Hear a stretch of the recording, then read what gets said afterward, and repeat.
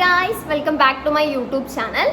അപ്പോൾ ആദ്യം തന്നെ എനിക്ക് പറയാനുള്ളത്, ഞാൻ ആദ്യമായിട്ട് എൻ്റെ യൂട്യൂബിൽ പോസ്റ്റ് ചെയ്ത വീഡിയോയ്ക്ക് ഉണ്ടായിരുന്ന വ്യൂവേഴ്സ് ആൻഡ് അതിലുണ്ടായിരുന്ന ലൈക്സ്, അപ്പോൾ ആ ലൈക്കിനും വ്യൂസിനൊക്കെ ഒരുപാട് നന്ദിയുണ്ട്. Thank you. ഇനി ഞാൻ നിങ്ങളുടെ സപ്പോർട്ട് പ്രതീക്ഷിക്കുന്നു. അപ്പോൾ ആ വീഡിയോ പോലെ തന്നെ എൻ്റെ ലൈഫിലുണ്ടായിരുന്ന ഒരു എക്സ്പീരിയൻസ് ഷെയർ ചെയ്യാനാണ് ഞാനിപ്പോൾ വന്നിരിക്കുന്നത്. ഇത് എന്നെ സംബന്ധിച്ച് എൻ്റെ ലൈഫിൽ ആദ്യമായിട്ട് എനിക്ക് ഉണ്ടാവുന്ന ഒരു മോശമായിട്ടുള്ള എക്സ്പീരിയൻസ് കൂടിയാണിത്. അപ്പോൾ നമുക്ക് കാര്യത്തിലേക്ക് കടക്കാം. ഞാൻ കോളേജിൽ ജോയിൻ ചെയ്ത ഒരു സമയമായിരുന്നു. എൻ്റെ വീട്ടിൽ നിന്ന് എൻ്റെ കോളേജിലേക്ക് അത്യാവശ്യം നല്ല ദൂരമുണ്ട്. 3 ബസ് കയറിയിട്ട് വേണം ഞാൻ കോളേജിലേക്ക് പോകാൻ. ഞാൻ ആ കോളേജിൽ ജോയിൻ ചെയ്ത സമയത്ത് കൊറോണൻ്റെ ഒക്കെ ഒരു ടൈമായിരുന്നു. അപ്പോൾ എല്ലാവരും മാസ്ക് ഒക്കെ വെച്ചിട്ട് അങ്ങനെ കോളേജിൽ പോകുന്നൊരു സമയമായിരുന്നു. ഫ്രണ്ട്സ് എന്ന് പറയാനൊന്നുമില്ല. നമ്മൾ പേരെന്താണ്, വീട് എവിടെയാണ് ചോദിച്ചിട്ടൊക്കെ നമ്മളങ്ങനെ പരിചയപ്പെട്ട് വരുന്നേ ഉള്ളൂ. അപ്പോൾ ഞാൻ എൻ്റെ ക്ലാസ് കഴിഞ്ഞു, ഞാൻ കോളേജിൽ നിന്ന് ബസ് കയറി. അപ്പോൾ ആ സമയത്ത് തന്നെ ബസ്സിലൊക്കെ ഭയങ്കര തിരക്കാണ്. ഒന്നാമത് സ്കൂൾ പിള്ളേർ, പിന്നെ നമ്മൾ പോണ ആ റൂട്ടിൽ, ഞാൻ വീട്ടിലേക്ക് പോകുന്ന, കോളേജിൽ നിന്ന് വീട്ടിലേക്ക് പോകുന്ന റൂട്ടിൽ 2 കോളേജുകൾ വേറെ ഉണ്ടായിരുന്നു. ഒരു സ്കൂള് ഒന്നല്ല, 2-3 സ്കൂളുകളും ഉണ്ടായിരുന്നു. അപ്പോൾ അത്യാവശ്യം ബസ്സിൽ ഭയങ്കര തിരക്കാണെന്ന് പറഞ്ഞാൽ ഭയങ്കര തിരക്കാണ്. എനിക്ക് തോന്നുന്നു ഇപ്പോഴുള്ള സ്റ്റുഡൻസിനൊക്കെ ഇത് റിലേറ്റ് ചെയ്യാൻ പറ്റുമെന്നാണ് തോന്നുന്നത്. കാരണം അവർക്കൊക്കെ അറിയാമല്ലോ ബസ്സിലുള്ള തിരക്കും കാര്യങ്ങളും എങ്ങനെയാണ്. പിന്നെ കണ്ടക്ടറിൻ്റെ ഹറാസ് അതൊക്കെ എങ്ങനെയാണെന്ന് അറിയാലോ. ഹറാസ് എന്ന് ഞാൻ പറയുന്നില്ല, എങ്കിലും കണ്ടക്ടർ നമ്മളെ ഭയങ്കരമായിട്ട് പൊതുവേ സ്റ്റുഡൻസിനെ കണ്ടുവന്നാൽ അങ്ങോട്ട് മാറി ഇങ്ങോട്ട് മാറി എന്തിനാ ഇരിക്കണേ എന്നൊക്കെ ചോദിച്ചിട്ട് നമുക്കറിയാം. ഓക്കെ, ഞാൻ കാര്യം പറയാം. ബസ്സിൽ കയറിയിട്ട് ഓൾറെഡി ഭയങ്കര തിരക്കുള്ളൊരു ബസ്സാണ്. അപ്പോൾ ഈ കണ്ടക്ടർ എൻ്റെ അടുത്ത് പുറകിലേക്ക് പോകുമെന്ന് പറയുന്നുണ്ട്. അപ്പോൾ ഞാൻ എൻ്റെ പരമാവധി ഞാൻ പുറകിലേക്ക് പോയിക്കൊണ്ടേയിരിക്കുന്നുണ്ട്. പിന്നെ അവസാനം ഞാൻ ഈ ബോയ്സൊക്കെ നിൽക്കുന്ന ആ ഒരു ഭാഗത്തെത്തി.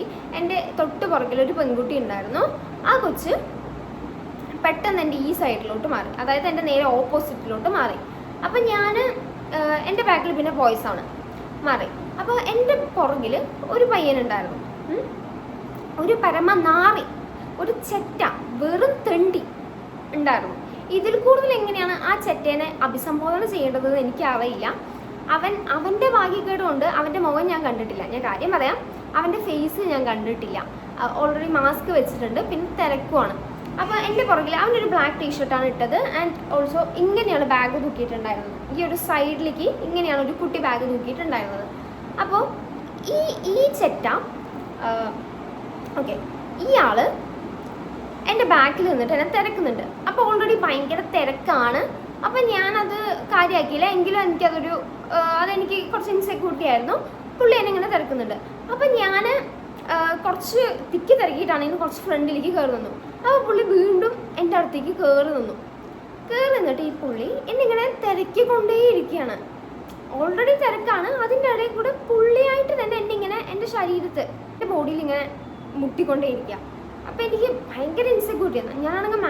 എനിക്ക് ഒന്നാമത് ടെൻഷനാണ്. കാരണം എൻ്റെ കൂടെ പഠിച്ച ഫ്രണ്ട്സ് ഇല്ല, എനിക്ക് ഇവിടെ ആരും ഫ്രണ്ട്സ് ആയിട്ടില്ല. ഒന്നാമത് എനിക്ക് ആ ചേർന്ന കോളേജ് ഇഷ്ടമായിട്ടില്ല. അങ്ങനെ മൊത്തം ഞാൻ ഒരു ഭയങ്കര വെറുപ്പിലാണ് കോളേജിൽ ജോയിൻ ചെയ്ത സമയത്ത് ഞാൻ പോയിക്കൊണ്ടിരുന്നത്. പിന്നെ ദൂരം ഇതൊക്കെ ആലോചിച്ച് ഭയങ്കര ഡിസ്കസ്റ്റഡ് ആയിട്ടാണ് ഞാൻ പോയിക്കൊണ്ടിരുന്നത്. അതിൻ്റെ ഇടയിൽ കൂടി ഇങ്ങനൊരു എക്സ്പീരിയൻസ്. അപ്പോൾ ഇവൻ്റെ പ്രൈവറ്റ് സൈഡും കൊണ്ട് എൻ്റെ ബാക്കിൽ ഇങ്ങനെ ടച്ച് ചെയ്യാം. അപ്പോൾ എനിക്ക് ദേഷ്യം വന്നു, അതിൻ്റെ അപ്പുറത്തേക്ക് സങ്കടം വന്നു. എനിക്ക് എങ്ങനെ റിയാക്ട് ചെയ്യണമെന്ന് അറിഞ്ഞില്ല. എനിക്കറിയില്ല, എല്ലാ പെൺകുട്ടികളും ഇങ്ങനെയാണോന്ന് എനിക്കറിയില്ല. എനിക്ക് ആ സമയത്ത് എങ്ങനെ റിയാക്ട് ചെയ്യണമെന്ന് അറിഞ്ഞില്ല. ഞാൻ ഫ്രണ്ടിലേക്ക് കയറി മാറി നിന്നു. ആൻഡ് ഞാൻ ഇങ്ങനെ ചരിഞ്ഞു നിന്നു. അങ്ങനെയൊക്കെ ഞാൻ നിന്നു. എനിക്ക് അവൻ്റെ ഫേസ് കാണാൻ പറ്റിയില്ല. ഞാൻ അവിടെ നിന്ന് കരഞ്ഞു, ബസ്സിൽ നിന്ന് കരഞ്ഞു.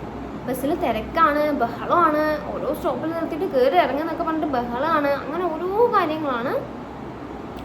അങ്ങനെ ഞാൻ ബസ്സിൽ നിന്ന് കരഞ്ഞ് ഞാൻ ബസ്സിൽ നിന്ന് എൻ്റെ സ്റ്റോപ്പെത്തി. അവിടെ ഞാൻ ഇറങ്ങി. അപ്പോഴേക്കൊക്കെ ഏതാണ്ട് തിരക്കൊക്കെ കഴിയും കേട്ടോ. കാരണം നമ്മളുടെ ആ ഒരു മെയിൻ സ്റ്റോപ്പിൽ കുറേ പേര് ഇറങ്ങും. അപ്പോൾ എനിക്ക് അയാൾ എവിടെ ഇറങ്ങിയെന്ന് കാണാൻ പറ്റിയില്ല, ഒന്നും പറ്റിയില്ല. അപ്പം എനിക്ക് അങ്ങനെ ഭയങ്കരമായിട്ട് ഇങ്ങനെ ആർക്കെങ്കിലും ഉണ്ടായിരുന്നോ എന്ന് എനിക്കറിയില്ല. എന്നെ സംബന്ധിച്ചത് ഭയങ്കര ആണ്. എനിക്ക് ആരാണ് അതെന്ന് എനിക്കിപ്പോഴും അറിയില്ല. അപ്പോൾ എല്ലാ പെൺകുട്ടികളുടെ ലൈഫിൽ ഇങ്ങനെ നടക്കുന്നതായിരിക്കും, എനിക്കറിയില്ലത്. പിന്നെ എല്ലാവരും എങ്ങനെ റിയാക്ട് ചെയ്യണമെന്നില്ല. എനിക്ക് ആ സമയത്ത് എന്താ ചെയ്യേണ്ടതെന്ന് പോലും അറിഞ്ഞില്ല.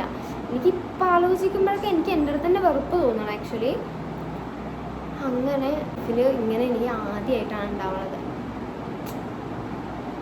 ഞാൻ അത് ആലോചിച്ച് വിഷമിക്കാറൊന്നുമില്ല, കാരണം എൻ്റെ ഭാഗത്ത് തെറ്റുണ്ട്. ഞാൻ ആ സമയത്ത് പ്രതികരിച്ചില്ല, അതെൻ്റെ ഭാഗത്തുള്ള തെറ്റാണ്. എങ്കിലും എന്തുകൊണ്ടാണ് ഇങ്ങനെ ഒരു സൊസൈറ്റിയിലും ഇങ്ങനെ ഒരു സൊസൈറ്റി എന്ന് ഞാൻ പറയുന്നില്ല, പലരും ഇങ്ങനെ ഇമ്പ്രൂവായി ചിന്തിച്ചിട്ടും നമ്മുടെ ചുറ്റിലും ഇങ്ങനെയൊക്കെ നടക്കുന്നതെന്ന് നമുക്കറിയില്ല. പലരും എന്ന് പറയുന്നതിൽ ചിലപ്പോൾ ഈ പറഞ്ഞ പോലത്തെ തെറ്റുകൾ ഉണ്ടാവില്ലായിരിക്കാം. ചിലപ്പോൾ നമ്മൾ അത്രയും വിശ്വസിക്കുന്ന ഒരാളാവാം പിന്നീട് ഒരു തെറ്റായ രീതിയിൽ നമ്മൾ അയാളെ കാണേണ്ടി വരുന്നത്. എൻ്റെ ലൈഫിലെ ഒരു ഭയങ്കര മോശമായിട്ടുള്ളൊരു എക്സ്പീരിയൻസാണ് ഞാനിന്ന് ഷെയർ ചെയ്തത്. എനിക്കത് ഷെയർ ചെയ്യണമെന്ന് തോന്നി, കാരണം നമ്മളുടെ ചുറ്റിലും എത്ര പേരാണ് ഇങ്ങനെയൊക്കെ നടക്കുന്നത് എന്നതിനെ കുറിച്ചിട്ട് നമുക്കൊരു ധാരണയില്ല. ചിലപ്പോൾ നമ്മൾ അത്രയും വിശ്വസിച്ച് കൊണ്ടിരിക്കുന്ന ഒരാളായിരിക്കാം. ഇതിപ്പോൾ എനിക്ക് ഇങ്ങനൊരു ഇൻസിഡൻറ്റ് ഉണ്ടായത് ആ ഒരു വ്യക്തിയിൽ നിന്നാണ്. അയാൾക്ക് പരിചയമുള്ള ആളുകൾക്കിടയിൽ ചിലപ്പോൾ അയാളൊരു നല്ല വ്യക്തി ആയിരിക്കാം, പക്ഷേ ഇതൊക്കെയാണ് ഉള്ളിലിരിപ്പ് എന്നും ഇങ്ങനെയൊക്കെ കാണിക്കാനുള്ള അങ്ങനെയുള്ളൊരു മൈൻഡുള്ള ആളാണെന്നൊക്കെ നമ്മൾ വളരെ വൈകിയായിരിക്കും തിരിച്ചറിയുന്നത്. അപ്പം നമ്മളുടെ ചുറ്റിലും തന്നെ ഇതുപോലെ ഒരുപാട് ആൾക്കാരുണ്ട്. അപ്പം എനിക്ക് പെൺകുട്ടികളോടാണ് പറയാനുള്ളത്, നമ്മളെല്ലാവരുടെയും ഒരു മുൻകരുതലോടുകൂടി തന്നെ വേണം നമ്മൾ ജീവിക്കാനായിട്ട്. അതിപ്പോൾ എവിടെയാണെങ്കിലും ദിവസേന പെരുകി വരുന്ന ബലാത്സംഗത്തിൻ്റെയും പീഡനത്തിൻ്റെയും എണ്ണങ്ങൾ അതിൽ തന്നെ നമുക്ക് മനസ്സിലാക്കാം. അതിൻ്റെ അത്രയ്ക്ക് ഭീകരത അല്ലെങ്കിൽ കൂടി ഇത് തികച്ചും എന്താ പറയുക, ഭയങ്കര വൃത്തികെട്ട, ഒട്ടും ബുദ്ധിയില്ലാത്ത, എങ്ങനെ പെരുമാറണം എന്ത് ചെയ്യണം എന്ന ഒരു ബോധമില്ലാത്ത ആളുകളാണ് ഇതൊക്കെ. അപ്പം ഇങ്ങനെയുള്ള ആൾക്കാർ ചിലപ്പോൾ പുറമേ ഭയങ്കര വിദ്യാഭ്യാസമുള്ളവരായിരിക്കാം, പക്ഷേ ഈ വക കാര്യങ്ങൾ ശരിയായ ധാരണയില്ലാത്ത അതുപോലുള്ള ആളുകളും ആയിരിക്കും. അപ്പം എല്ലാവരും ഒന്ന് ശ്രദ്ധിക്കുക. ആൻഡ് അത്രയ്ക്ക് എനിക്ക് പറയാനുള്ളൂ. എനിക്ക് പിന്നീടും ഇതുപോലെ ഒരു ഇൻസിഡൻറ്റ് ഉണ്ടായിട്ടുണ്ട്, പക്ഷെ അവിടെ ഞാൻ ഇങ്ങനെ കരയാനോ പേടിച്ച് നിൽക്കാനോ നിന്നില്ല. ഞാൻ അവിടെ പ്രതികരിച്ചു. അങ്ങനെ പ്രതികരിക്കാനുള്ളൊരു ധൈര്യം എനിക്കുണ്ടായി. ഇത് തന്നെയാണ് എനിക്ക് എല്ലാ പെൺകുട്ടികളോടും പറയാനുള്ളത്. എവിടെ ഏത് സാഹചര്യത്തിൽ എന്തും നേരിടാനായിട്ട് നമ്മൾ നിൽക്കണം. കാരണം ഇന്നത്തെ സമൂഹം അങ്ങനെയാണ്. ഞാൻ പറയുന്നത് എല്ലാവരെയും അല്ല ഞാൻ പറയുന്നത്, പക്ഷെ പലരും ഇങ്ങനെയുള്ള ആളുകളും ഉണ്ട്. അപ്പോൾ അത്രേ ഉള്ളൂ. എൻ്റെ ഈ വീഡിയോ ഇഷ്ടമായിട്ടുണ്ടെങ്കിൽ എല്ലാവരും ഒന്ന് ലൈക്ക് ചെയ്യുക ആൻഡ് ഷെയർ ചെയ്യുക. ആൻഡ് ഓൾസോ എൻ്റെ ചാനൽ ആദ്യമായിട്ടാണ് നിങ്ങൾ കാണുന്നത് എന്നുണ്ടെങ്കിൽ ഒന്ന് സബ്സ്ക്രൈബ് ചെയ്യുക. ആൻഡ് ഓൾസോ ഇതുപോലെ ഞാൻ എൻ്റെ ലൈഫിലുണ്ടായ പല മൊമെൻറ്റ്സും ഷെയർ ചെയ്യാനായിട്ട് ആഗ്രഹിക്കുന്നുണ്ട്. അപ്പോൾ നിങ്ങളെ സപ്പോർട്ടും എല്ലാം ഞാൻ ഒരുപാട് പ്രതീക്ഷിക്കുന്നു. Thank you.